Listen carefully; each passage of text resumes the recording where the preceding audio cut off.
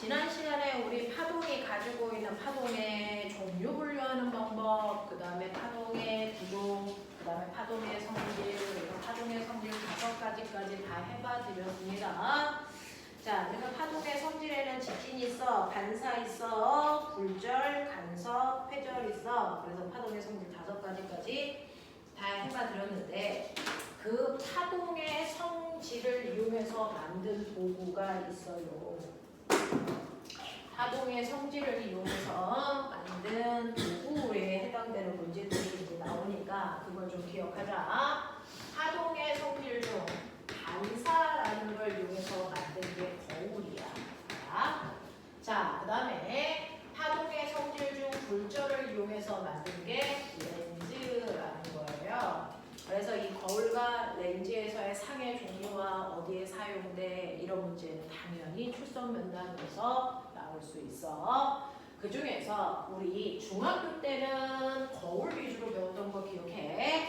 자, 거울의 종류가 몇 가지가 있냐면 거울의 종류는 3가지가 있어요. 여러분들이 알고 있는 평면 거울이라는 게 있고 그 다음에 볼록 거울, 오목 거울 이렇게 3종류의 거울이 있는데 그 앞에 물체가 있더라도 이때 생긴 상의 모양이 다 달라. 자, 그 상의 모양을 결정하는 게 뭐냐면 빛의 경로야. 그죠? 빛이요. 이렇게 가운데를 향해서 위를 향해서 아래를 향해서 빛을 같은 위치에 3개를 이렇게 쏜다고 쳤을 때 자, 거울의 굴절에 따라서 거울의 곡면에 따라서 이 빛이 가는 경로가 좀 달랐어요. 그 중에서 평면 거울의 빛이 이렇게 들어갔다고 치자. 그러면 이 빛이 들어가면은 2점이고요. 여기에 접선을 그으시면 여기에 들어간 거거든요. 그러면 그것과 90도 되게 법선을 그렸을 때 입사각이 몇 도니 얘? 얼마? 0이야 얘들아. 입사각 0도죠. 법선이랑 나란하니까. 그럼 반사각 몇 도겠어요? 0도겠죠. 그래서 이렇게 나와요. 되겠어? 네. 똑같이 얘도 입사각이 0도예요. 그럼 반사각이 0도로 이렇게 나오겠죠. 그래서 평면 거울은 빛이 간 방향 그대로 나오기 때문에 빛에 왜곡이 없어요. 왜곡이 없어서 여기에 물체가 이렇게 서 있으면 이 거울에 비친 상도 그대로입니다. 여기서 말하는 그대로라는 건 뭘 얘기하는 거냐면 모양도 크기도 위아래 방향도 안 바뀌어. 그래서 하다못해 거울로부터 떨어져 있는 거리도 같아 보입니다. 왜곡이 절대 일어날 수 없어. 왜? 빛의 경로에 왜곡이 없으니까. 근데 딱 하나 바뀌는 게 있어. 뭐가 있어? 좌우가 바뀌어. 됐니? 좌우가 바뀌는 거 빼고는 달라지는 게 아무것도 없어요. 자, 근데 우리 가끔 가다가 도로에서 아빠가 막 운전할 때요. 뒤에서 앰뷸런스 차가 링 하고 와요. 그랬을 때 소리로 또는 외형으로 딱 봐도 앰뷸런스인지 알지만 앰뷸런스 앞에는 구급차 또는 앰뷸런스 이렇게 써 있어요. 그거를 차가 운전하면서 뭘로 보냐면 백밀러로 봅니다. 근데 그 백밀러가 평면 거울이에요. 그래서 왜곡 없이 그대로 보이는데 좌우만 바뀌어 보여. 그래서 앰뷸런스에 글자를 쓸 때는 어떻게 쓸까요? 네, 좌우를 바꿔서 써서 거울에 똑바로 보이게끔 돼서 비치게 해주는 겁니다. 그래서 평면 거울은 좌우만 바뀌는 거지 아무것도 달라지지 않는다라는 거죠. 그러면 이렇게 평면 거울이 있을 때 꼬맹아 내가 이렇게 서 있어. 내 모습을 비추기 위해서 필요한 이 평면 거울의 길이는 얼마냐? 내 크기가 160cm예요. 그러면 거울은요. 크기가 얼마여야 나의 전신이 비칠까요? 이런 얘기입니다. 네, 그랬을 때요. 거울로부터 똑같은 거리만큼 떨어진 곳에 나의 상이 똑바로 서 있을 거 아닙니까? 자, 그래서 내가 보는 거예요. 내가 본다는 얘기는 사실은 상에 있는 빛이 내 눈에 이렇게 온다는 얘기입니다. 되겠어? 그랬을 때 내 전신을 비추기 위해서 필요한 거울의 크기는 이 크기만 있으면 되지 얘는 필요가 없는 거야.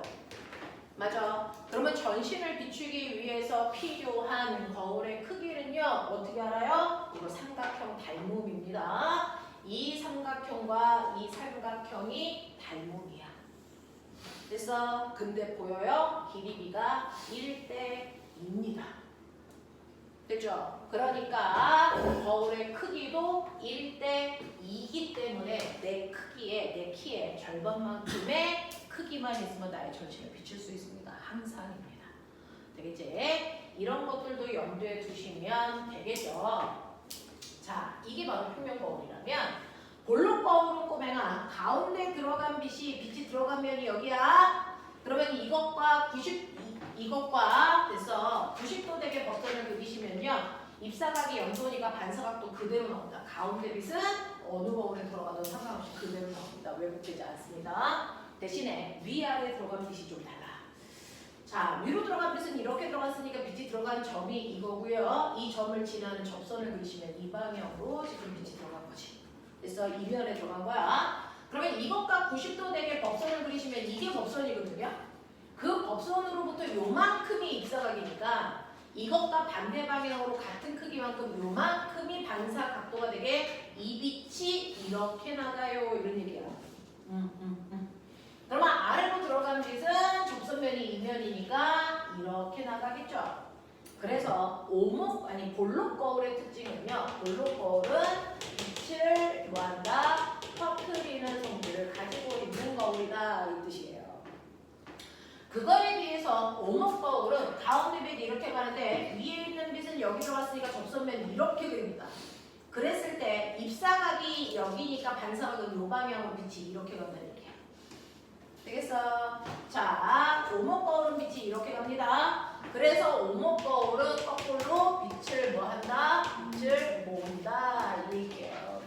그래서 구면에 따라서 빛을 모을 거냐? 퍼뜨릴 거냐? 여러분들 작도해 보셔도 반사 법칙 성립하니까 이해할 수 있단 말이야. 자, 근데 이런 식으로 되어 있을 때 여러분들이 보시는 것처럼 볼록 거울에서의 상의 종류가 왜 그래? 그건 빛을 퍼뜨리기 때문이야. 볼록 거울에서 생긴 상의 종류가 왜 그래? 설명할 건데 그 상이 그렇게 맺히는 건 빛을 퍼뜨리기 때문인데 이렇게 빛을 퍼뜨리는 건 거울뿐만 아니라 렌즈에도 있죠. 맞아. 빛을 퍼뜨리는 거울이 볼록 거울이라면 빛을 퍼뜨리는 렌즈는 이게 오목 렌즈예요. 그래서 얘네들의 빛의 경로가 같기 때문에 이때 생기는 상의 종류가 똑같이 생긴다. 그 중에서 빛을 퍼뜨리는 광학 장치에서의 상의 종류는 딱 하나밖에 없습니다. 항상 물론 축소된 물론 정립 화상밖에 안 맺힙니다. 그래서 빛을 퍼뜨리는 광학장치에서의 상의 종류는 항상 축소된 정립 허상밖에 생기지 않아. 그래서 출석면담 갔을 때 볼록 거울에서의 상의 종류가 어떠니? 라고 하면 그냥 축소된 정립 허상이 생겨요 라고 얘기하지 말고 볼록 거울은 빛을 퍼뜨리는 성질이 있기 때문에 축소된 정립 허상이 생깁니다. 이렇게 얘기하시는 게 맞죠. 되겠어? 자, 그러면 이러한 볼록 거울을 이용한 대표적인 도구에는 뭐가 있니? 라고 얘기하시면 볼록 거울은 축소된 상을 맺히기 때문에 우리가 보는 시야를 뭐한다? 넓히는 장점을 가지고 있어서 그 목적으로 사용되는 도난 방지. 그렇죠. 도난 방지용 거울과 코너 반사경과 자동차에 있는 측면경에 사용됩니다. 이렇게 얘기하시는 게 논리적으로 보이겠죠. 그래서 모든 것들은 원인이 있다. 그 원인과 결과를 정확하게 얘기할 수 있냐? 그냥 결과만 얘기하지 말고. 그래서 도난 방지용 거울에 볼록 거울을 사용하는 이유는 빛이 퍼져서 축소된 상에 맺히기 때문에 시야를 넓힐 수 있어요. 그래서 사용합니다. 라고 얘기하시는 게 맞다라는 얘기야. 자, 그런가 하면 오목 렌즈도 빛을 퍼뜨리는 성질을 가지고 있어서 오목 렌즈 어디에 쓰니? 근시 교정 안경으로 쓰입니다. 이렇게 얘기해야죠. 자, 거기에 비해서 빛을 모으는 성질을 가지고 있는 거 이제 대칭이죠. 여러분들이 보시는 오목 거울과 볼록 렌즈에서 빛을 모으는 성질을 가지고 있어.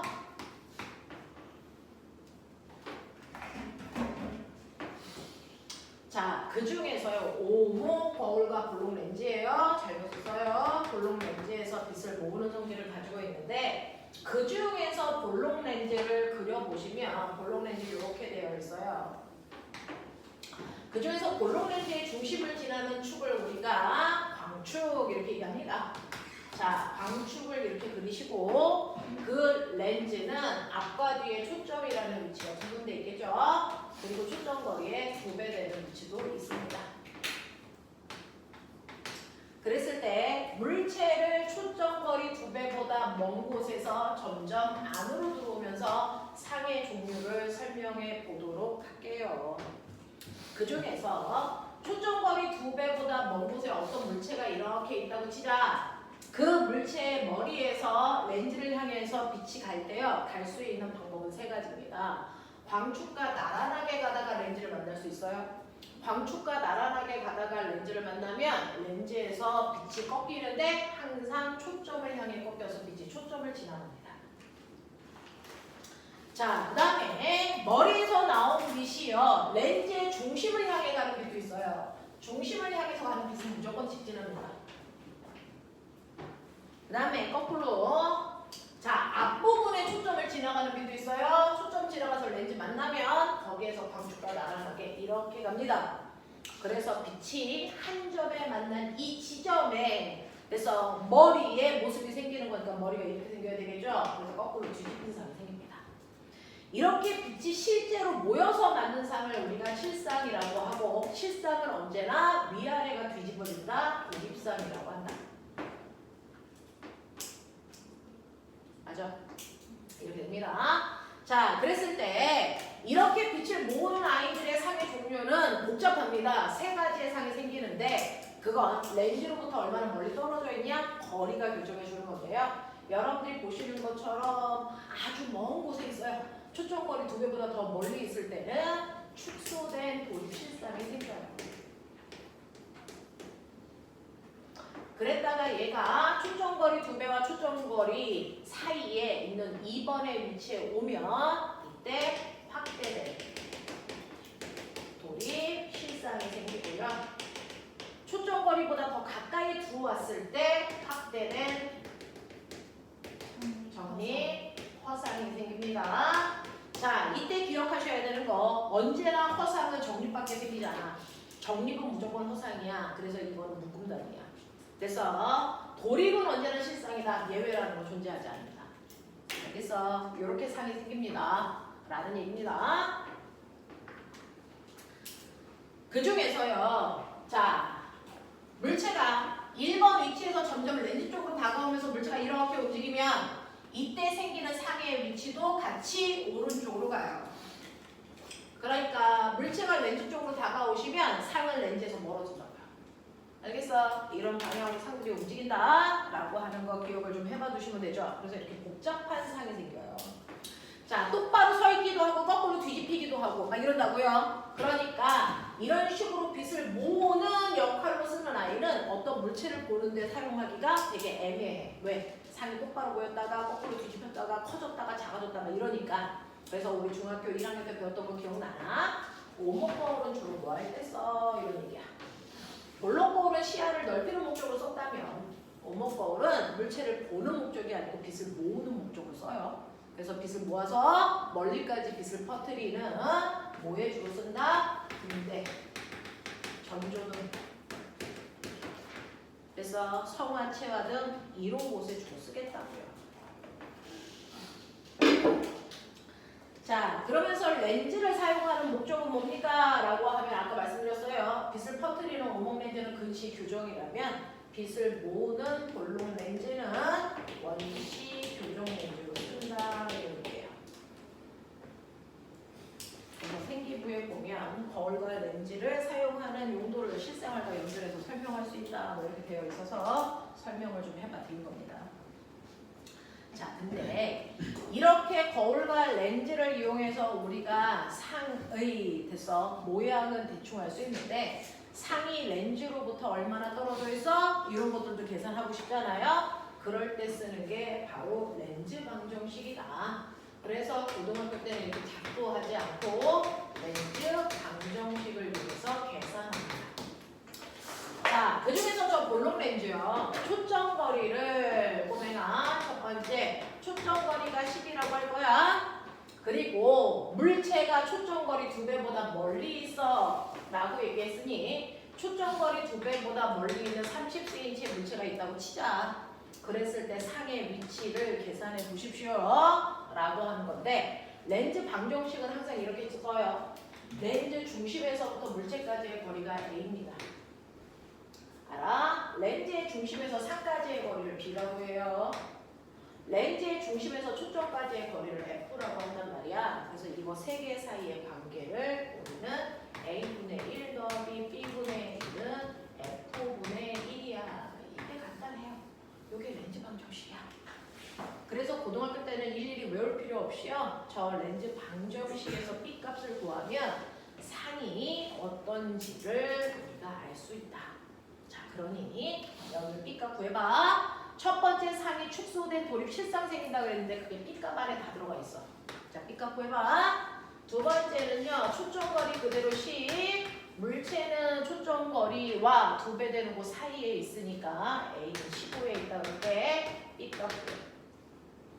세 번째 F가 10일 때요, A는 5에 있어. B값이 얼마인지 구해봐. 이런 얘기야. 왜?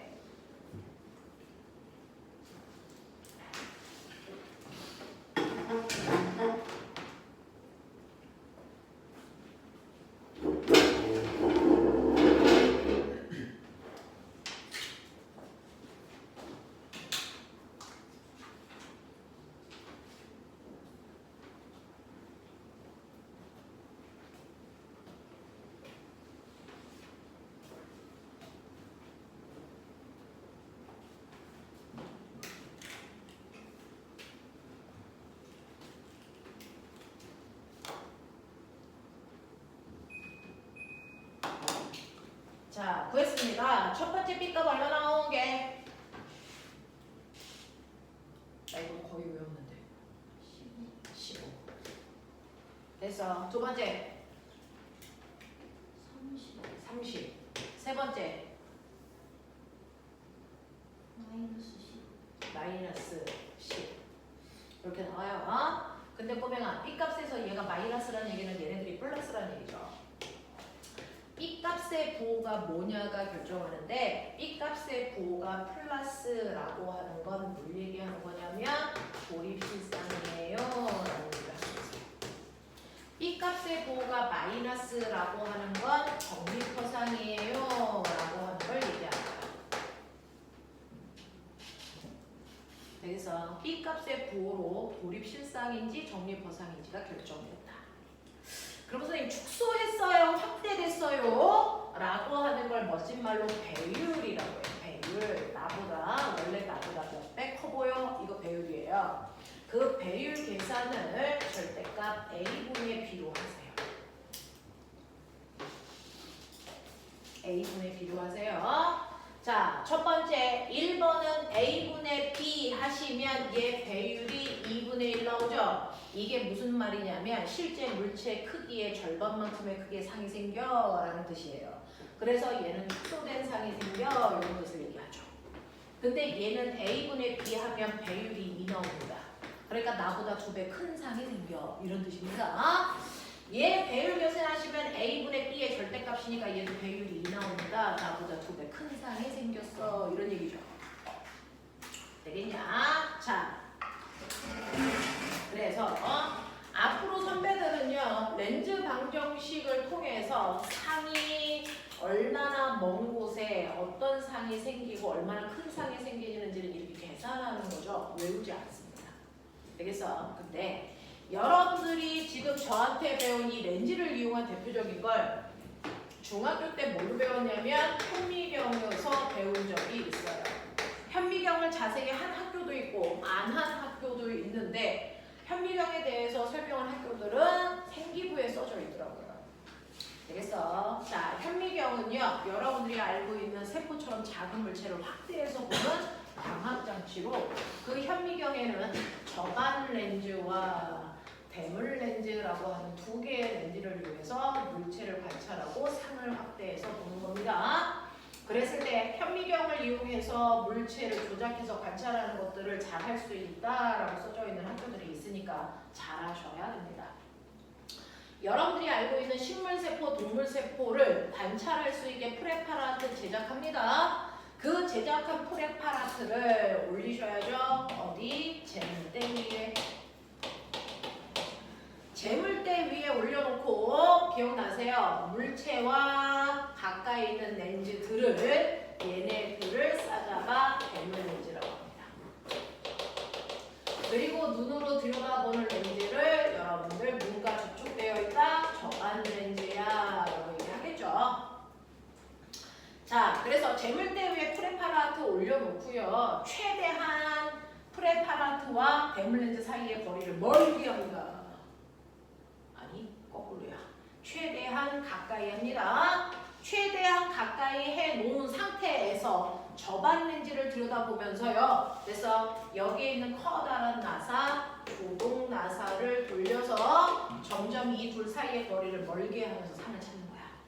가까이 하면서 상을 찾으면 프레파라트가 찌그러져서 깨질 수가 있어서 가까이 한 상태에서 멀게 하면서 상을 찾아. 그래서 대충의 상을 찾은 다음에 정확하게 초점을 맞출 때 돼서 여기에 있는 미동 나사를 움직여서 정확하게 초점 맞춰요 라는 얘기예요.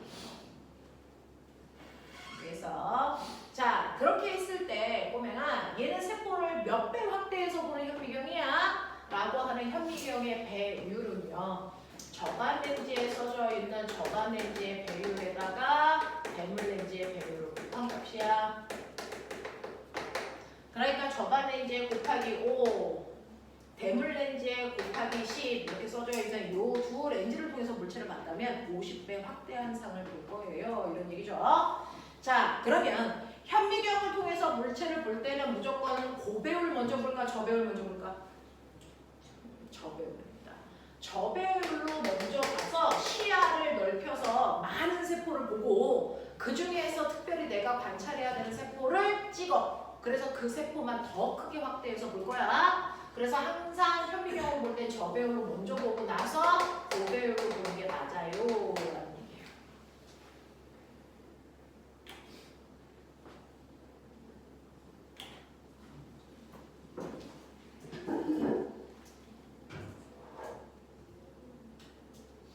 되겠어. 저거 50배 확대해 본다라고 하는 건 길이가 50배 커진다는 얘기니까 면적은 250배 커지는 거야. 알겠어? 이런 것들도 기억하셔야 됩니다. 가끔 물어보더라고요. 자, 이런 식으로 해서 우리가 물체를 볼 수 있습니다 라고 하는 거 기억을 좀 해봐 두시면 되겠습니다. 그래서 거울과 렌즈, 상의 종류, 어디에 쓰는지. 자, 여기까지를 다 했으니 여러분들이 가지고 있는 문제 풀었어야 되는 프린트를 이거 드디어 가져와. 드디어 가보자. 파동에 대한 개괄적인 내용으로요. 첫 번째는 여러분들 거울을 봤으니 거울에서 상이 몇 개 생겨? 뭐 이런 얘기를 한번 해보자 라고 하는 거예요. 자, 첫 번째 이거 여러분들 푸셨으니까 첫 번째 1번에 1번 상 몇 개 생긴다? 다 불러줄게. 몇 개 생길 것 같아? 찍어봐. 몇 개라고 썼어? 이거 3개야. 3개의 상이 생기는데요. 거기에 이제 어떻게 되어 있냐면 거울 2개를 수직하게 이렇게 놓은 거잖아요. 거울 하나 이렇게 있고 수직하게 이렇게 있는 이 거울 아닙니까? 여기에 이렇게 촛불 하나를 이렇게 세워놓은 거잖아요. 근데 이걸 A 거울, 이걸 B 거울 그러면 B 거울에 A 거울이 비치는 거 아세요? 그래서 B 거울에 A 거울이 이 반대편에 하나 더 있는 것처럼 이렇게 보여요. 맞아요? 똑같은 이유에서 B 거울이 A 거울에 비칩니다. 그러면 여기가 이렇게 되어 있는 것처럼 보이죠? 이렇게 되어 있는 거울이 있는 것처럼 보인단 말이야. 그래서 위에서 보면 여기 4분면으로 거울이, 그래서 A 거울 2개, B 거울 2개 있는 것처럼 보이고 여기에 이렇게 물체가 있는 것처럼 보이는데 평면 거울은 같은 위치에 같은 물체가 생긴 것처럼 보여야 되잖아. 그죠?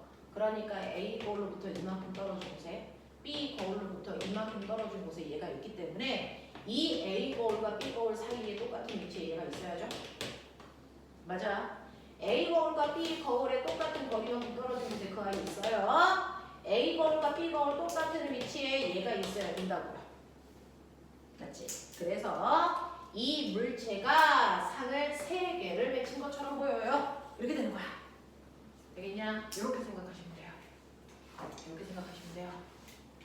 이제 2번 문제는 여러분 해결할 수 있나? 2번 문제는 여기 바닥에 또 다른 거울이 있는 거죠. 맞아? 그러면 이 바닥에 있는 거울 때문에요. 이 거울 C에 A가 비춰서 밑에 A가 이렇게 있는 것처럼 보이죠. 이 거울 C에 B도 비춰서 B가 이렇게 있는 것처럼 보이죠.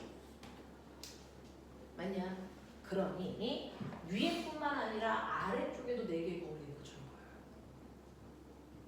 바닥에 이렇게 거울이 또 밑에 있잖아. 되겠어? 그러니까 공간이 몇 개로 남아 보이냐? 얘처럼 4개가 아니고 몇 개로 남아 보이냐? 8개. 밑에도 있잖아. 또 8개. 됐어. 뭐 어떻게? 있어 보여. 그렇게 돼. 됐어? 네. 그 밑에도 있어 보여. 그러면 같은 위치. 여기도 있지만 그 밑바닥에도 있어야 되겠지. 그러면 총 몇 개가 있어야 돼? 4칸이 아니고 몇 칸으로 찢어 보이냐? 그 밑바닥에 똑같은 게 또 있잖아. 몇 칸? 8칸 새끼야. 맞아? 이걸 어떻게 그려야 될지 모르겠어. 8칸이 있어. 그 중에 얘만 나니까 나머지 칸에 있는 건 다 상이야. 몇 개? 7개. 그냥 끄덕거리는 거 아니지? 맞지? 8개 비춰 보여. 바보들아. 이렇게 되면 이 밑에도 이제 이렇게 있는 것처럼 보여. 이렇게 있는 것처럼. 그냥 그래! 어떻게 그려?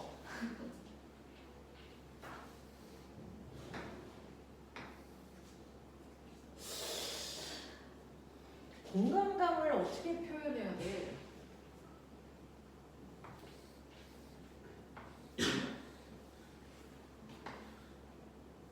그래. 어떻게 그리지? 여기 그리고 요 아래쪽에 여기 이쪽 먼저 이렇게 해서 8군데가 있는 것처럼 보여요. 그래서 상이 7개 생겨요 라고 얘기하는 거 할 수 있게 해줘.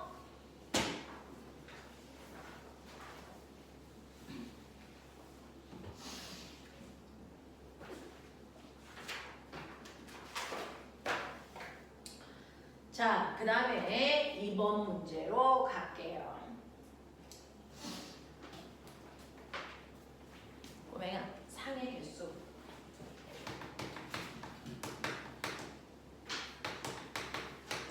상의 개수, 우리는 이제 그려서 보여줬어요. 그게 맞습니다. 그렇게 하는 게. 자, 근데 상의 개수요.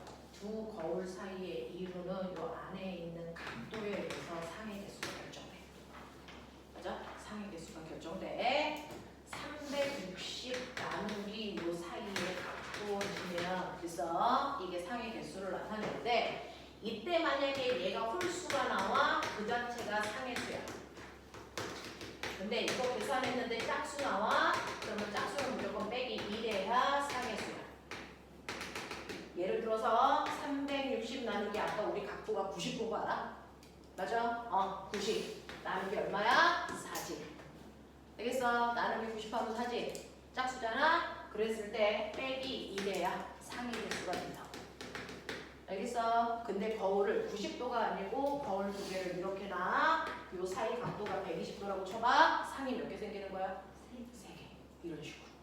알겠어? 이렇게 계산할 수도 있어. 근데 여러분들은 굳이 계산하지 말고 생각해 보셔도 되겠죠? 그래서 계산하는 방법도 보여드렸고 생각하는 방법도 보여드렸어요.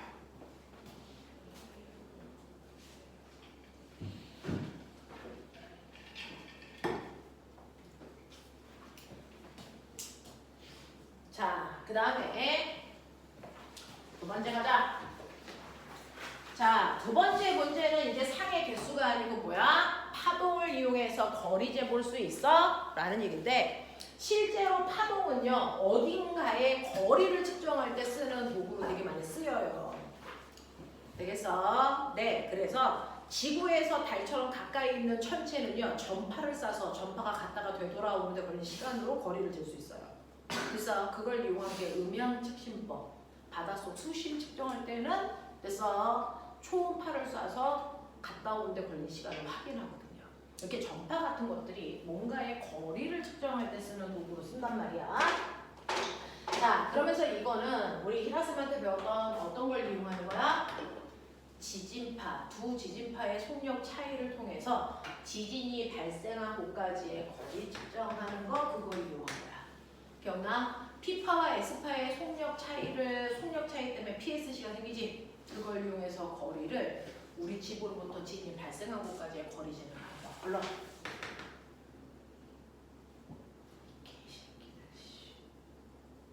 P파의 속력에서 S파의 속력을 뺀 것분의 새끼들아. 불러. P파의 속력과 S파의 속력을 곱한 값에다가 PSC를 곱한 만큼이 나로부터 지진이 발생한 곳까지의 거리를 측정할 수 있는 방법이야.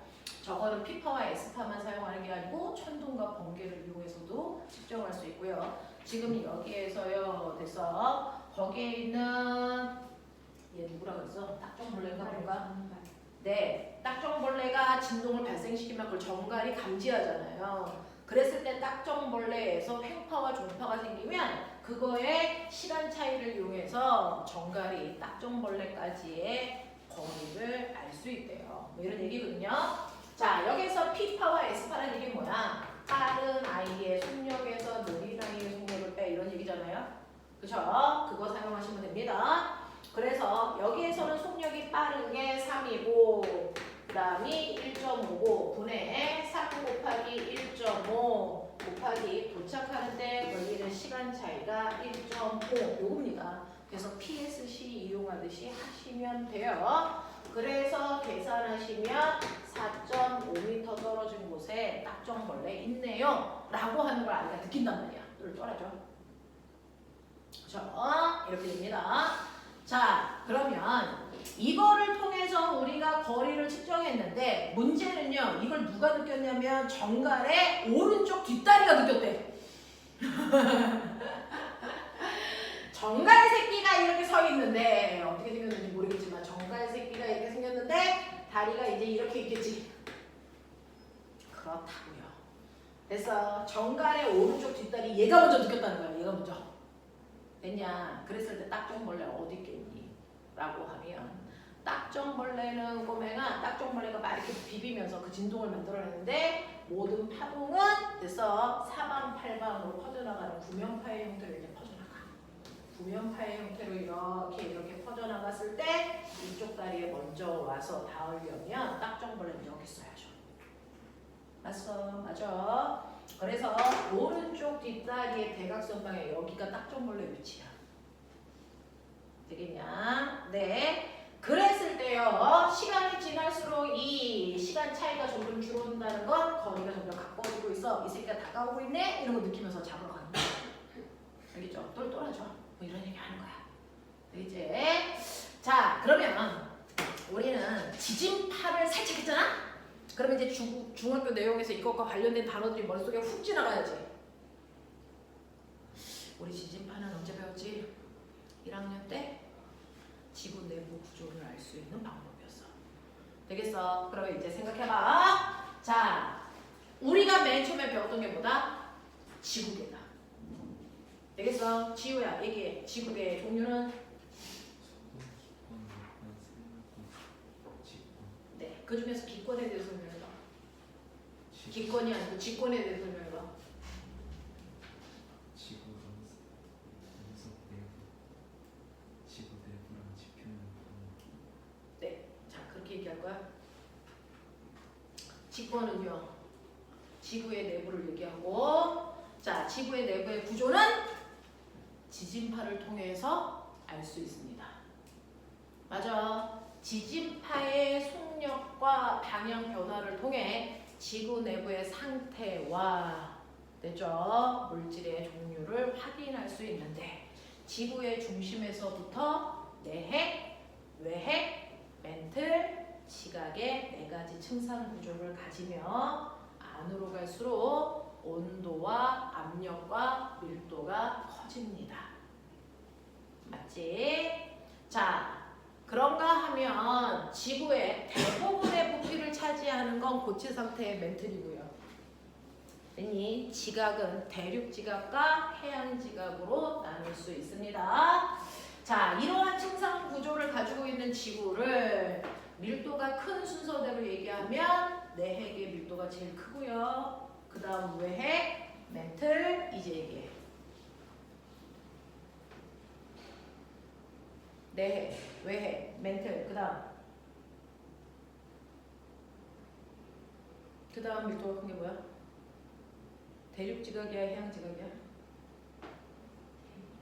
해양 지각의 밀도가 크고 밀도가 가장 작은 게 대륙 지각입니다. 대륙 지각의 밀도가 가장 작기 때문에 두껍게 쌓을 수 있는 거고요. 해양 지각은 밀도가 크기 때문에 두껍게 쌓으면 안 돼. 가라앉아. 이런 얘기였잖아. 되겠어. 자, 그래서 직권 설명해라 라고 하면 지진파의 속력 변화에 따라 4가지 증상 구조로 나눌 수 있다. 그 중에서 지구 내부로 들어갈수록 밀도, 압력, 온도가 커진다. 그중 가장 밀도가 큰 순서대로 내핵, 외핵, 멘틀, 지각인데 그 중에서 지각은 해양 지각의 밀도가 대륙 지각의 밀도보다 더 큽니다. 이런 얘기였어. 기억돼? 그 중에서 지구 내부에서 외핵만 무슨 상태? 액체 상태이고 나머지 다 고체 상태야. 외핵이 액체 상태인 거 어떻게 알았어요? 에스파가 통과 못하는 걸 통해서 알았습니다. 인 거죠. 끄덕끄덕 됐죠? 이런 식으로요. 요즘에 지구계 중에 아무거나 하나 툭 해놓고 그거 설명해봐. 이제 이렇게 하시더라고요. 그래서 직권 설명해봐. 이제 이렇게 하시면 되고 기권은 수직 높이에 따른 기온 분포로 이렇게 되는 거고요. 수권은 수심에 따른 수온 변화에 따라서 이렇게 시작해야 돼요. 그죠? 생물권은 지구계 중에서 가장 넓은 곳에 분포합니다. 이렇게 얘기하시면 돼요. 그렇죠? 이런 식으로 각각을 하나씩 간단하게 설명할 수 있게끔 해주셔야 안전할 겁니다. 되겠니? 이렇게 되는 이러한 지구 내부의 상태와 성질을 알 수 있는 게 지진파의 속도 변화였다. 그래서 그 지진파의 속도 변화를 통해서 지구 내부를 알아냈고요. 이러한 지진이 발생한 여부를 확인하기 위해서 지진계를 우리는 썼었어요. 그렇죠? 자, 우리가 지금 쓰고 있는 지진계는 이렇게 생겨있는 아이죠. 이 추 밑에 이렇게 펜 달려있고 종이가 막 흔들리면 지진을 기록합니다. 자, 이 지진계의 원리가 뭐니? 네, 바로 추의 정지관성이에요 라고 얘기하셔야 돼요. 지진을 관측할 수 있는 원리가 추의 정지관성입니다. 자, 그럼 내가 물어볼게. 정지관성의 크기가 뭐야? 질량. 그러니까 아무리 지진이 발생해도 추는 움직이지 말아야 되니까 추는 질량이 큰 거 쓰는 게 좋아요. 이런 얘기야. 기억나지? 한 지점에서 발생한 지진을 정확하게 기록하려면 저 형태의 지진계가 몇 개가 있어야 되니? 3개가 한 세트야. 됐어? 수평 지진계는 앞뒤로 흔들리는 거, 좌우로 흔들리는 걸 측정해야 되니까 2개. 그리고 위아래로 흔들리는 걸 측정하는 수직 지진계 하나. 됐어? 그래서 한 지점에 생긴 지진을 완벽하게 관측하려면 수평 지진계 2개와 수직 지진계 1개가 한 세트야. 그래서 이게 있어야 3차원 진동을 관찰할 수 있어. 이러한 최초의 지진계, 인류 역사상 가장 지진을 처음으로 기록하려고 했던 지진계는 중국산이야. 그래서 중국에서 처음으로 만들었어. 중국에서 만든 그래서 지진계 이름이 지동의, 땅이 움직이는 걸 기록하는 장치. 그래서 지동이라고 하는 용이 여유주 물고 있어. 그래서 지진이 발생하면 입에 있던 여유주가 뚝 떨어지는 거야. 그래서 가서 봐서 여유주가 떨어졌으면 여기 지진 생겼었나 봐 뭐 이런 거죠. 그래서 근데 그 지진계에 단점이 있어. 지진이 그래서 얼마나 오랫동안 얼마나 센 지진이 어느 방향으로 발생했는지는 알 수가 없어. 그냥 떨어진 걸 통해서 지진이 생겼다 안 생겼다만 확인할 수 있는 거야. 그 단점을 해결하기 위해서 만든 게 얘기를 드리라고요. 알겠어? 이런 것들이야. 그래서 요즘의 지진계는 지속적으로 관측 가능하고요. 그 지진의 세기의 변화를 측정할 수 있고 모든 방향의 지진을 기록할 수 있다. 이런 얘기입니다. 그래서 그렇게 된다. 그래서 이러한 지진계의 원리가 정지관성이었다라는 얘기죠. 이런 식으로 뭐 하나가 나오면 그거가 관련된 걸 툭툭툭 얘기해봐. 그런 게 공부야.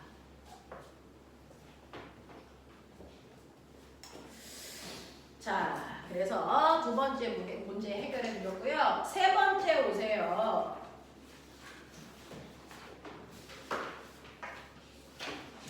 세 번째는요. 다음은 공기 중에서 종류를 알 수 없는 렌즈가 통 속에 들어가 있는데 이때 빛을 입사시켰을 때 그 렌즈를 통과해서 나온 빛에 퍼져나가는 모습을 그려준 거거든요. 그 중에서 1번 보시면 보기 중에 빛을 입사했을 때 빛의 파면이 렌즈를 통과한 후에 모습이 위와 같았습니다. 이런 경로로 전달되지 않는 걸 찾아보세요. 라고 하는 겁니다. 답은 기억입니다. 왜냐하면 기억하고 니은 보시면 파동이 이렇게 왔어. 근데 이제 나 하나만 요거 하기 전에 싹 해줄게요. 우리 파동을 몇 가지 기준으로 설명했어요? 분류했어. 두 가지. 첫 번째.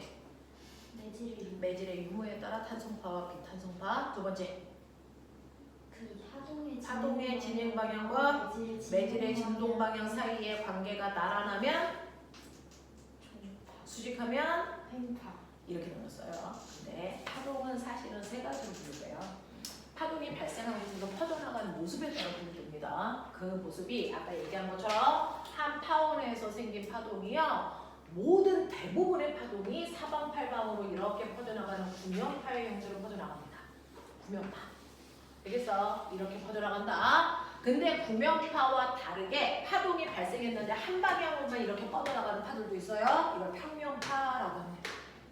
알겠어? 그래서 파동이 퍼져나가는 모습에 따라서 구명파의 형태로 뻗어나가냐 아니면 평면파의 형태로 뻗어나가냐라고 하는 걸로도 나눌 수가 있지만 이거는 잘 안 해 우리가. 자, 그 중에서 평면파의 형태로 뻗어나가면 여기 에너지가 100이 계속 그냥 그대로 가는 거야. 그래서 아무리 뻗어나가도 같은 면적에 들어오는 에너지의 크기는 변화가 없어. 근데 구명파는 여기서 에너지가 100이 파동의 에너지가 생겼어. 그 파동 에너지가 뻗어나갈 때 거리가 R만큼 나갔을 때는 이면적의 그 100이라는 에너지가 흩어져. 근데 거리가 2배 많이 뻗어나가면 이면적의 에너지가 퍼져나가는 거야. 그래서 가면 갈수록 에너지가 훨씬 더 넓게 무대야 돼. 퍼져나가야 돼. 그래서 같은 면적에 들어오는 에너지의 값이 가면 갈수록 점점 뭘까? 줄어들어. 됐니? 그럼 이제 생각해봐. 자, 이 파동의 에너지는 거리와 뭐 할까? 어떻게? 거리의 제곱에 반비례하는 관계를 가지고 있어요. 왜? 면적에 퍼져나가기 때문에. 이걸 이용한 게 여러분들이 히라쌤한테 배우신 이게 별이잖아 이 새끼야. 별빛이잖아. 뒤질래? 그래서 별빛 중학교 3학년 6단원인가요? 별의 밝기. 자, 그래서 지구에서요 이렇게 알만큼 떨어져 있는 별에서 빛이 와. 되겠어? 네. 그러면 이 빛 에너지가 알만큼의 공간으로 퍼져나가서 내 눈에 있는 이 면적에 온 빛을 통해서 나는 별빛을 보는 거야. 이해해? 그랬을 때 얘 겉보기 등급이 1이래 절대 등급이 3으로 보였어. 이런 얘기야. 근데 이 별을 내가 지금보다 10배 먼 곳에 갖다 둔 거야. 시발. 되겠어? 그랬을 때 이 별의 겉보기 등급과 절대 등급은 얼마로 달라 보이니? 이 얘기야. 이제 절대 등급은 절대로 안 바뀌는 거죠. 그러니까 3 그대로입니다. 절대 등급은 왜 절대로 안 바뀝니까? 모든 별을 18세계 거리에 다시 옮겨놓고 밝기를 비교할 거기 때문에 어디든 상관없어. 절대 등급은 절대로 안 바뀌어. 자, 겉보기 등급은 얼마? 네. 겉보기 등급은요. 지금보다 거리가 10배 멀어졌으니까 밝기는 맞아. 100배 어두워지는데 밝기가 100배 밝기가 변하면 등급은 몇 등급? 5등급이. 어두워졌으니까 커져야죠. 이해돼? 그래서 5등급 커지기 때문에 6등급에 별로 보여요. 이런 얘기였죠? 되겠어. 중학교 3학년 대신입니다. 이렇게 되는 거고요. 됐죠? 그래서 이렇게 멀어질수록 빛에너지가 감소하는 이유가 구명파의 형태로 퍼져나가기 때문이야. 알겠어? 자, 그럼 이 등급을 통해서 우리가 알 수 있는 게 뭐게?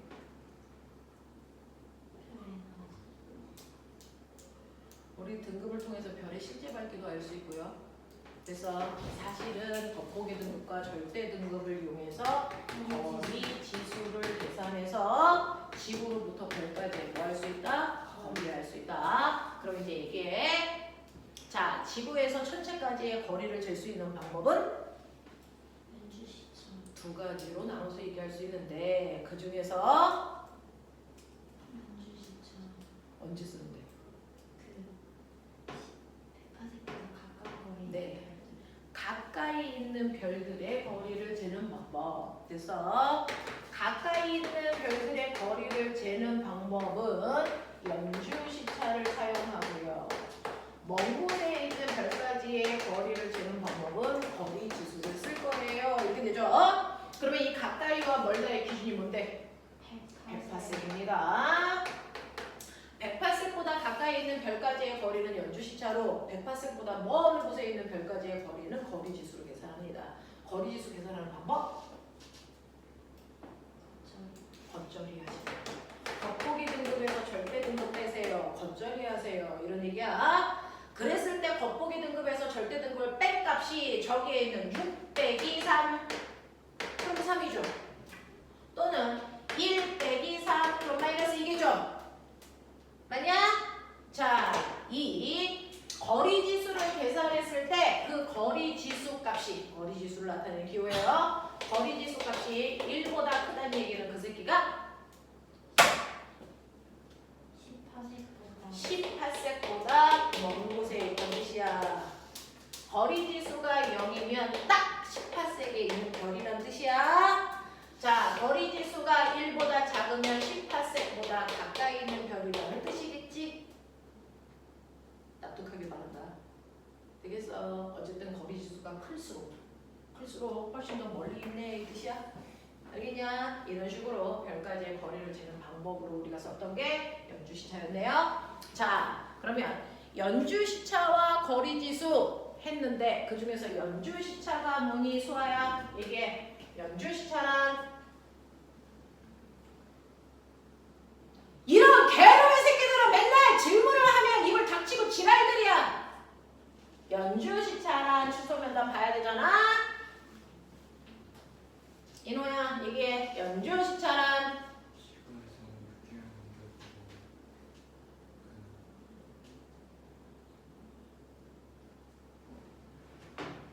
그쵸. 아는 거랑 말하는 게 좀 달라요. 그쵸? 말할 수 있게끔 공부하시는 게 진짜 공부입니다. 지우야, 이게 연주시차.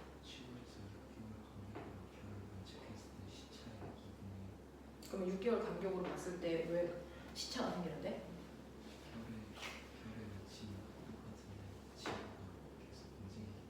무슨 운동하는데? 그런 단어를 왜 왔어? 태양을 중심으로 지구가 6개월 동안 공전하면서 특정한 별을 봤을 때 배경별에 대해서 이동한 것처럼 보이는 각도의 절반값. 그래서 각도 아니야? 각도의 절반값이야. 이게 연주시차야. 그래서 그 연주시차를 구하면 우리는 그 연주시차를 통해서 별까지의 거리를 알 수 있는데, 됐지? 연주시차의 역수값이 별까지의 거리예요. 이런 얘기지? 자, 먼 별일수록 연주시차는 작아져. 근데 인간이 과학적으로 측정할 수 있는 연주시차의 각도는 얼마까지? 파섹이 각도야 이 새끼야. 0.01초까지만 측정 가능하기 때문에 100파섹 거리에 있는 별까지의 거리밖에 측정할 수 없어요.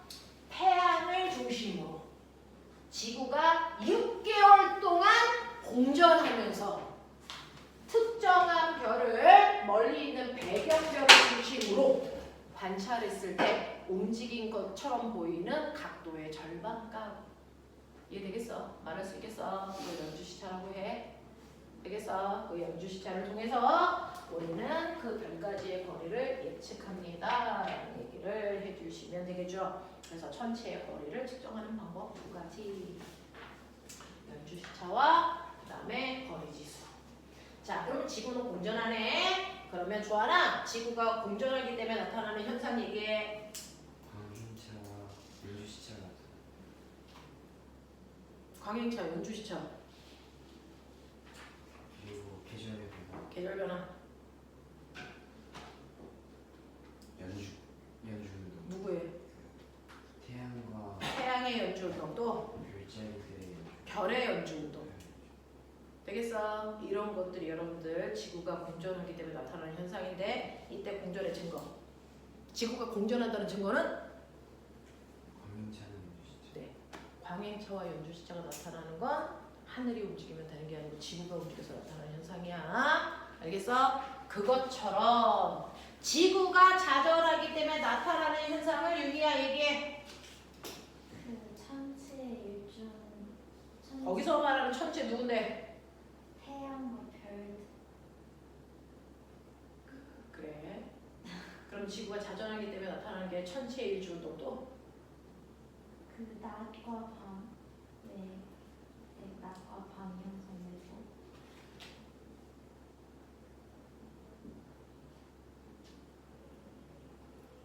잘한다. 잘한다. 지구가 자전하기 때문에 생기는 현상이 첫 번째 낮과 밤의 생성. 그게 다시 말하면 뭘 얘기하는 거야? 태양과 달의 일주운동을 얘기하는 거야. 되겠어? 또 별의 일주운동. 또 인공위성의 서편 현상 서편 이동 현상. 푸코 진전도 네, 푸코 진자의 진동면의 회전 뭐 이런 것들이 있죠. 되겠어? 그래서 지구가 자전하기 때문에 나타나는 현상, 낮과 밤의 생성, 인공위성의 서편 이동 현상, 별의 일주운동 대표적으로 그렇습니다. 자, 그러면 그 중에서 지구가 자전한다는 증거는 푸코 진전 푸코 진자의 진동면의 회전과 인공위성의 서편 이동 현상 뭐 이런 얘기 있죠. 그래서 현상과 증거를 조금 구분해서 외울 필요가 있더라라는 얘기입니다. 자, 그래서 나온 김에 그것과 관련된 걸 계속 생각해 보셔야죠. 물화생지를 찢지 말고. 자, 이런 식으로 되어 있습니다. 자, 3번 문제 하죠. 3번에서는 이제 파동이 이렇게 와요. 이제 이렇게 평면으로 파동이 오고 있다는 얘기예요. 평행하게 파동이 이렇게 오고 있을 때 그 앞에 1번 같은 경우에 볼록 렌즈가 있냐, 오목 렌즈가 있냐 이런 얘기예요. 되겠어? 자, 그럼 파동이 이렇게 오죠. 이렇게 오는데, 자, 이렇게 왔을 때 첫 번째 얘는 렌즈에 들어갔고 얘는 아직 공기 중에 있고. 됐어요? 2차입니다. 그랬을 때 꼬맹아, 여기가 공기고 여기가 렌즈잖아. 빛은 어디에서 빨라? 공기에서 빨라, 렌즈에서 빨라? 렌즈는 유리야 이 새끼야. 공기에서 빨라, 유리에서 빨라? 공기에서 빠르지. 빛은 진공에서 제일 빠르고 그 다음 기체, 액체, 고체인데 그걸 생각하니? 그러면 동시에 여기에 왔는데 이때부터는 이제 매질의 다리가 속력이 달라져야 돼. 누가 더 빨라? 공기 중을 진행하는 애가 이만큼 왔다면 렌즈를 통과하는 애는 이만큼 오겠지. 됐어? 얘 조금 오고 얘는 많이 간 거 아니야? 그쵸? 그쵸?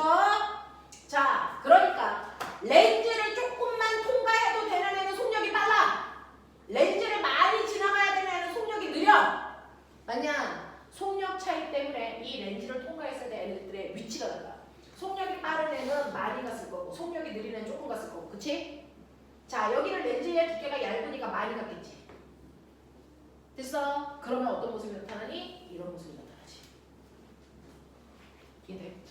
이해돼? 이해돼? 이렇게 돼야지. 이렇게 돼야지. 그죠? 그래서 이런 모습으로 가져나오면 돼. 이렇게 볼록 렌즈를 지나가면. 그럼 이제 생각해. 평면이 이렇게 왔는데 옌병을 여기 오목 렌즈 통과했어. 같은 이유에서 생각해봐. 어떻게 될 것 같아? 여기는 렌즈가 두껍지. 여기 통과하려면 시간이 오래 걸리겠지. 여기는 얇으니까 그나마 빨리 지나갔겠지. 빨리 지나간 애는 앞으로 쑥 갔겠지. 느린 애는 조금밖에 못 갔겠지. 이런 모습이 나타나야지. 그럼 얘는 이렇게 되겠지. 이렇게 되겠지. 납득하냐? 이런 모습으로 돼.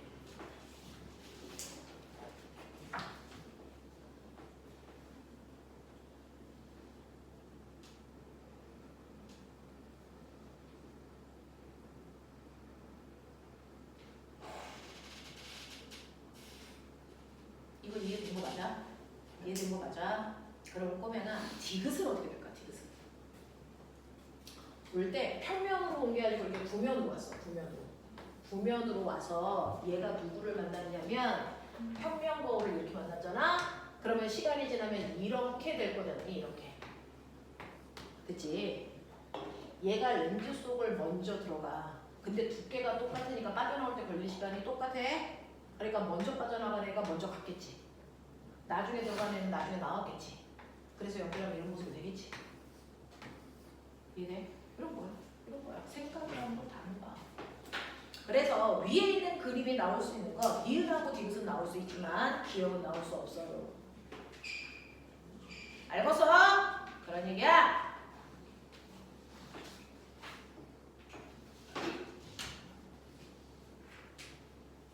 근데 보면 이거 어떨 때 이래? 이거 외우면 뒤져버린다. 이거 어떨 때 이래? 여기는 공기라는 빠른 매질이 있고 여기는 유리라는 느린 매질을 통과할 때 이 모습이지. 거꾸로 되면 모습이 거꾸로 나와.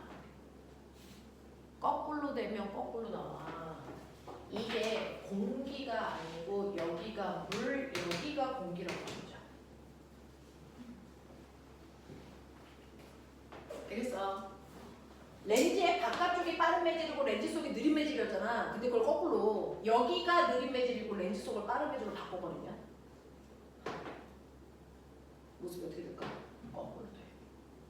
거꾸로 돼. 되겠어? 이런 얘기야. 거꾸로 나타나. 되겠지? 그래서 여러분들은 기본적인 거 하나만 외우세요. 그냥 기본적인 렌즈만. 그랬다가 매질에 빠르고 느리고가 반대로 나오면 모습이 반대로 바뀔 거야. 됐어. 요렇게 기억해 두는 게 맞아. 둘 다 머릿속에 넣으려고 하지 말고. 그러니까 그게 바로 2번 문제야. 렌즈 주변의 매질이 렌즈의 매질보다 미라다는 건 느린이란 뜻이야. 됐어? 네. 그래서 렌즈 바깥이 느린 매질. 그리고 렌즈 안쪽이 빠른 매질이 들어가 있어. 어떤 모습일 거야? 이런 얘기죠. 그러면 꼬맹아 빠른 매질을 많이 지나갈수록 빠른 거 아니야? 그쵸? 여기는 빠른 매질을 이만큼 지나가. 여기는 요만큼 지나가. 그러면 당연히 빠른 매질을 많이 지나간 애가 더 빨리 나오겠죠? 그러니까 더 많이 소금 갈 거고 얘는 조금 갈 거고. 그러니까 얘가 이 모습이 나와야죠. 그래서 얘하고 반대 모습이 나와야 돼. 알겠어? 이렇게 되죠. 이렇게. 네? 오케이. 이런 느낌이야.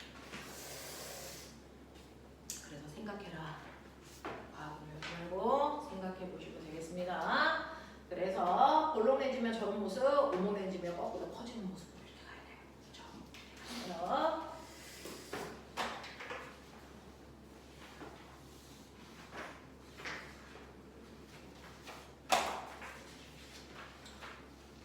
그 다음 저는 4번 갑니다.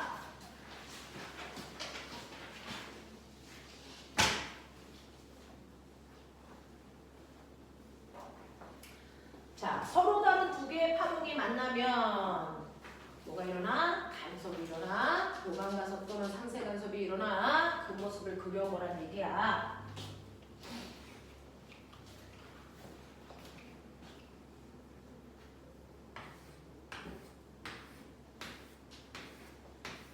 그래야 돼. 대충 얘기야.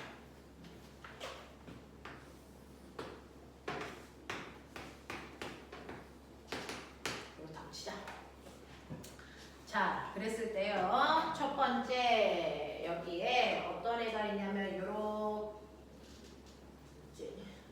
이렇게 진동하는 기역 파동이 있는데 얘는 속력이 2로 가고 있어.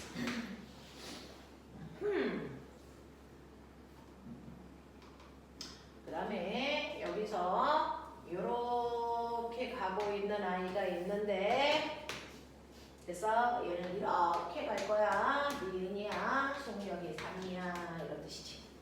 맞아? 그렇게 그려야 돼. 그러면 2초 지난 후에 모습을 그려봐 그랬어요. 꼬맹아 얘 뭐라고 써져 있냐면 1초 동안에 2m 갈 거야 그런 뜻이야. 그치? 그럼 2초 지나면 4m 갔어야지. 그치? 이 새끼도 4m, 이 새끼도 4m, 이 새끼도 4m 다 똑같이 4m씩 가야 돼. 오른쪽 방향으로. 그러면 여기서 4m 간다는 얘기는 이 모습이 여기에 있다는 얘기지. 그쵸? 네. 그래서 얘가 이렇게 나타나겠지. 요런 모습이겠지. 요렇게 가고 있겠지. 그치? 요렇게 가고 있겠지?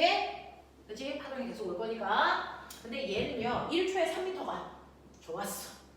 1초에 3m를 가는 거니까 2초면 6m 갔겠네. 그럼 이 새끼가 6m 앞에 있어야 돼. 6m 가서 있어야 돼. 여기보다. 됐어. 그러니까 여기다. 여기서 이렇게 있어야지. 이렇게 이런 모습이겠지. 알겠어? 그러면 이 두 개의 파동이 여러분들이 보시는 것처럼 딱 요만큼이 만나서 간섭할 거야.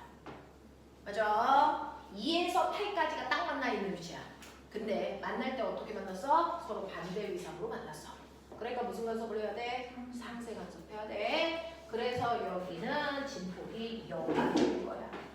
그래서 얘는 진폭이 0으로 이렇게 보일 거고 얘네들만 나와 있어야 돼. 네, 네, 이렇게 보셨어야죠. 이렇게 보셨어야죠.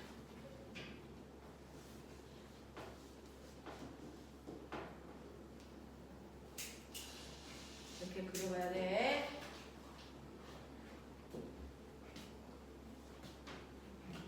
자, 그죠? 서로 다른 두 개의 파동이 만나서 서로 영향을 주고받는 걸 우리가 간섭이 일어났다 그럽니다. 이러한 간섭이 일어날 때 변하는 건 진폭만 바뀌어 이렇게 얘기합니다. 그 진폭이 원래 진폭보다 커지는 간섭을 우리가 보강 간섭이라고 하고요. 보강 간섭은 서로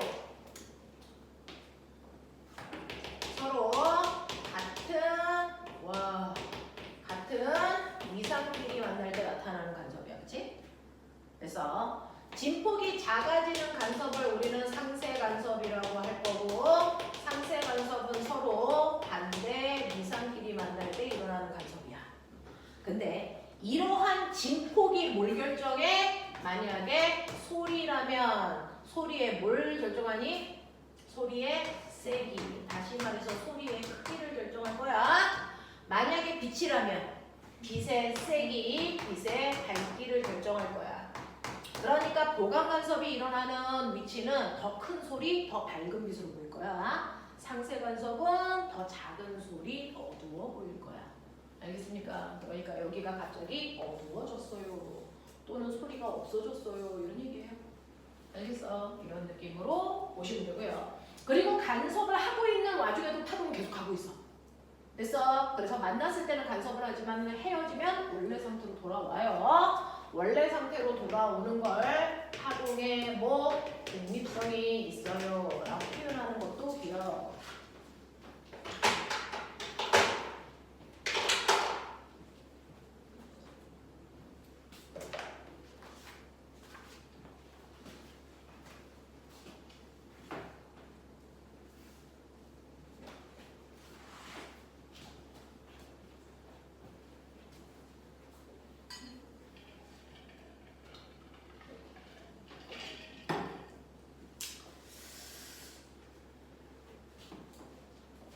저는 5번으로 갈 건데요.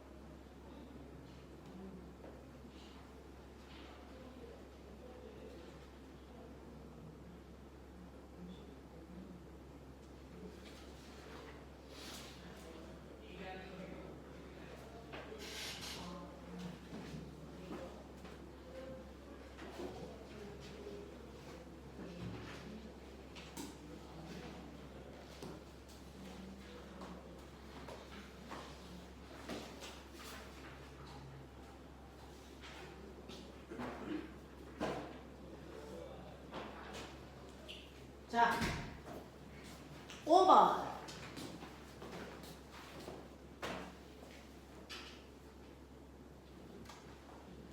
자, 5번은 꼬맹아. 자, 파동이 가다가 속력이 왜 바뀌어? 뜨거운 안 들려? 뜨거운 공기랑 차가운 공기 사이 내가 물어본 건 소리가 아니고 파동은. 파동의 속력을 변화시키는 원인. 매질의 상태와 성질이 달라지면 그래. 되겠어? 그 얘기야. 파동의 속력을 결정하는 건 매질의 상태와 성질입니다. 그 중에서 소리는 어떤 매질을 통과할 때가 제일 빠를까요? 몰라 이입니다. 고체, 액체, 기체. 그 기체 중에서도 뜨거운 공기 네, 더운 공기에서 소리가 전달되는 속도가 찬 공기에서 전달되는 속도보다 더럽게 빨라요. 이런 얘기죠. 근데 너네 알아? 똑같이 햇빛이 비치면 땅바닥이 더 뜨거울까? 위가 더 뜨거울까? 땅바 왜? 기억 맞아요. 똑같이 햇빛이 비쳐서 햇빛이 이렇게 통과를 할 때 여기는 공기고 여기는 땅이잖아요. 똑같은 햇빛이 와도 괜히 비열에 따라 온도가 올라가는 속도가 다르대요. 그 중에서 땅의 비열이 공기에 비해서 작으니까 온도 변화가 커. 그래서 햇빛이 비칠 때는 땅바닥이 더 뜨겁고 하늘로 올라갈수록 온도가 낮아지는 거야. 여기를 기온으로 하면 낮에는 온도가 이렇게 나오겠지. 여기가 고온이고 여기가 뭐야? 저온이겠지. 이런 느낌이야. 그랬다가 해가 져서 밤이 됐어요. 누가 먼저 식어? 땅 그러니까요. 그래서 기온이 역전이 이렇게 되겠죠? 되겠어? 여기가 저온이고 여기가 고온이야. 여기가 밤이야. 여기가 낮이고. 그러면 그 그림에서 가나가 낮과 밤 중에 누구야? 나가 밤 나가다 그렇죠. 그래서 가그림이 밤을 그린 겁니다. 어떡하냐? 나그림이 낮을 그린 겁니다. 근데 우리 조상들이 얘기해줬어. 너네 면접 대비하기 쉬우라고. 낱말은? 새가 그러니까요. 됐어요? 낱말은 새가 들어야 돼. 자, 낱말은 새가 듣는다는 건 낮에는 말하면 소리가 어디로 휘어? 근데 위로 휘는 이유가 파동은 무조건 속력이 모함매질 쪽으로. 느린 그러니까요. 그래서 낮에는 찬 공기가 위에 있어. 이렇게 얘기해 주신 거잖아. 선조들이. 과거에 합격하라고 이 새끼들아.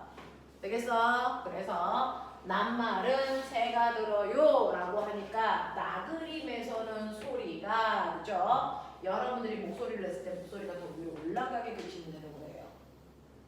맞아? 원래는 이렇게 갔어야 되는데 이거보다 더 위로 뜨게 이렇게 그려야 돼. 되겠어? 반말은 쥐가 들어요?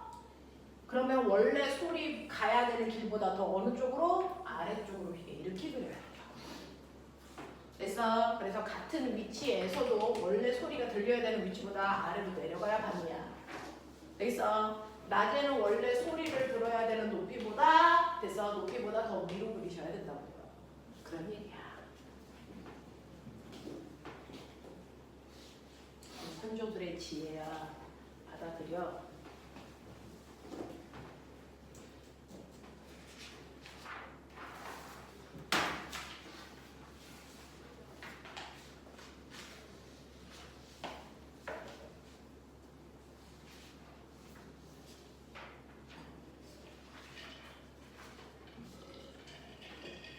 그래서 두 번째 보시면요. 도로에 이렇게 아파트가 있는데요. 우리 집이 이제 이렇게 쓰거잖아. 자, 근데 그 앞에 이렇게 방음벽이 있고 고속도로에 차가 다니는 거야. 고속도로에 차가 다니면서 소리가 나는데 낮에는 소리가 위로 뜰 거고 밤에는 아래로 가라앉을 거잖아. 그러니까 언제도 아파트가 시끄럽게 느껴져? 밤에도 시끄럽게 느껴져요. 그래서 소리가 아래로 내려가기 때문에 밤에 훨씬 더 소음이 크게 들려요. 이런 얘기죠. 자, 소리가 더운 공기에서 빠른 것처럼 빛도 더운 공기에서 속도가 더 빨라. 그래서 빛과 소리가 더운 공기에서 더 빠릅니다. 그래서 빛도 이렇게 낮에 온도가 다르기 때문에 빛도 꺾여서 신기루 현상, 아지랭이 현상이 나타납니다. 해주세요.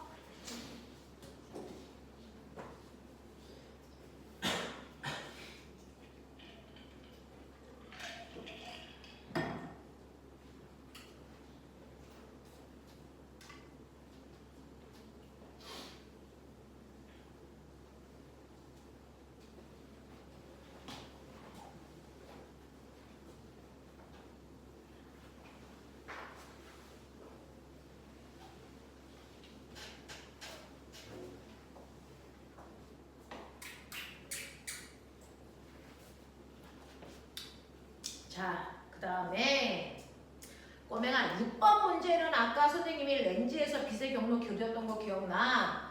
광축과 나란하게 간 빛은 초점 지나가야 돼. 중심을 지나가는 빛은 쭉 직진해야 돼. 뭐 이런 얘기 했잖아. 자, 그래서 지금 이 경로는요. 공기 중에서 렌즈를 통과할 때 렌즈니까 유리를 통과할 때 빛의 경로가 이렇게 가서 여기에서 상이 맺혀서 이 색이 여기 있어 보여. 뭐 이런 얘기야. 근데 이걸 요대로 공기가 아니고 물로 가져갈 거야. 이런 얘기야. 문제 납득했어? 여기 있는 유리는 그대로 놔두고 공기를 물로 바꾸면 어떤 일이 발생할까? 자, 꼬맹아. 렌즈에 닿는 순간 빛이 뭐였어? 그 굴절을 그래서 어느 만큼의 그거 결정하는 게 매질감의 속력 차이야. 속력 차이가 더 크면 확 꺾여. 속력 차이가 적으면 조금 꺾이고 속력 차가 없으면 직진하는 거잖아. 그러니까 속력 차가 클수록 많이 꺾였다는 얘기야. 납득하는 거야? 근데 이거 빛이잖아. 빛은 기체, 액체, 고체 중에 어디에서 빨라?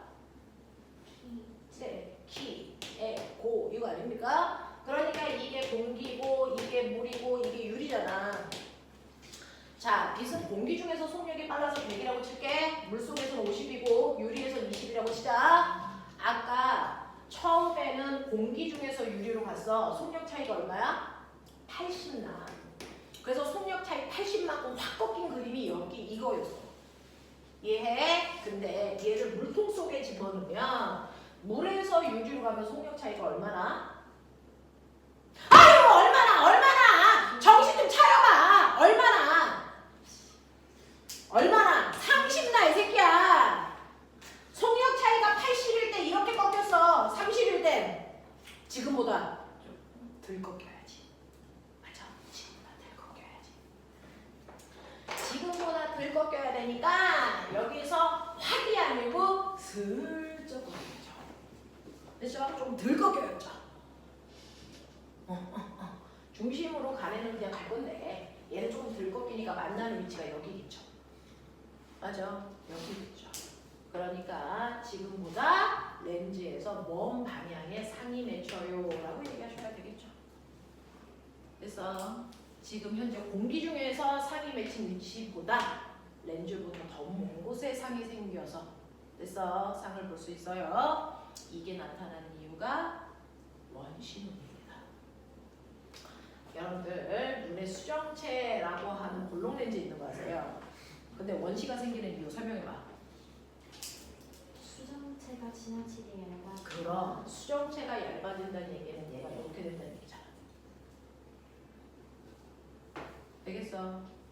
자, 여기에서 꺾이는 거는요. 얼마나 팍 꺾여? 여기와 여기의 두께 차이 때문에 전달되는 속도 차이가 생기잖아. 근데 두께 차이가 없어. 전달되는 속도 차이가 별로 없어진 거야. 속도 차이가 없어지면 덜 꺾이는 거야.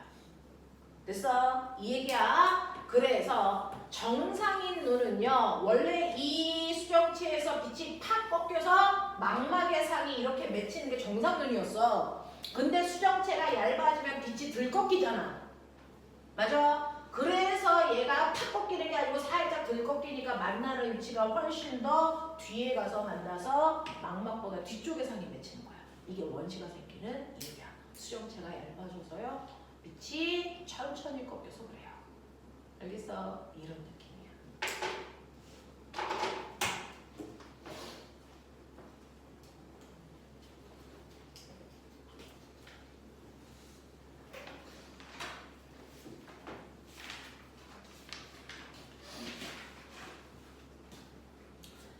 자, 그 다음에 7번 갈게요. 7번까지밖에 못할 것 같은데요. 어떻게 90분 동안 10문제를 못 풀어? 신기해. 자, 7번 문제 보시면 7번은 파동입니다.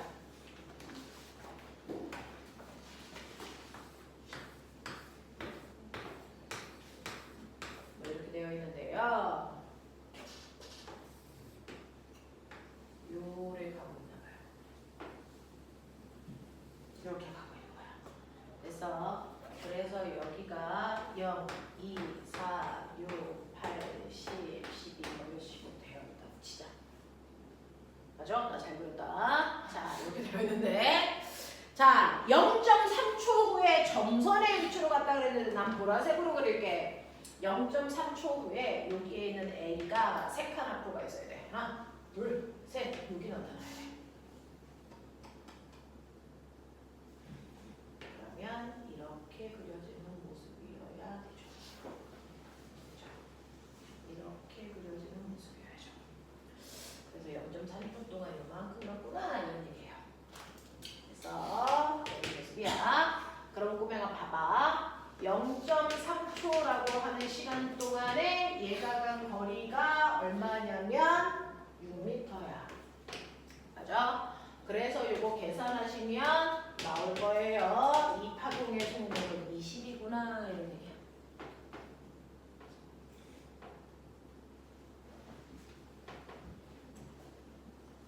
이 파동의 속력 20입니다. 자, 파동의 속력이 20이면서 꼬맹아, 이 파동의 한 파장은 여기서부터 여기까지, 저 흰색 바 여기까지야. 4칸 가야 되니까 얘는 한 파장이 얼마냐면 한 파장의 길이는 8m이고요. 3칸 가는데 0.3초 걸렸으니까 한 주기는 4칸 가는데 걸린 시간이어야 되잖아요. 그쵸? 네. 그러니까 얘는 주기가 0.4초야. 이렇게 가는 게 맞아. 주기가 0.4초니까 진동수는 4분의 10이니까 4분의 10이니까 2.5Hz예요. 뭐 이런 얘기고. 그리고 얘는 진폭이 얼마냐면 진폭은 0.2예요. 이런 얘기 하고 싶지? 그렇지? 오케이 말이 내 새끼들. 적어도 여기서 틀리면 너네 정말 죽을 거야. 그죠? 이런 얘기야. 자, 그래서 1번 보시면 파동의 주기와 전파 속력 했고요. 0.3초 후에 매질의 속력이 플러스 Y축 방향으로 최대인 걸 찾으세요. 0.3초 후니까 보라색 바. 자, 보라색으로 바뀌었을 때 보라색으로 바뀌었어. 자, 보라색으로 바뀌는 순간 얘네들의 매질의 그 다음 순간 움직이는 방향. 얘는 내려가겠죠. 얘 내려가겠죠. 되겠어? 얘는 뭐해? 올라가야 돼. 올라가야 돼. 됐죠? 0.3초 후는 이 모습이고 그랬을 때 얘네들이 그 다음에 진동하려는 방향이 이 방향이야. 아니 그 중에서 Y축 방향을 향하고 있는 게 누굽니까? 요점과 요점이에요. 그쵸? 그 중에 속력이 빠른 거 뭡니까? 이거 적선 기울기입니다. 적선 기울기가 속력입니다. 그래서 Y축 방향으로 가장 빠른 건 바로 이 지점, 2m 지점입니다. 이해돼요? 아시겠어요? 이렇게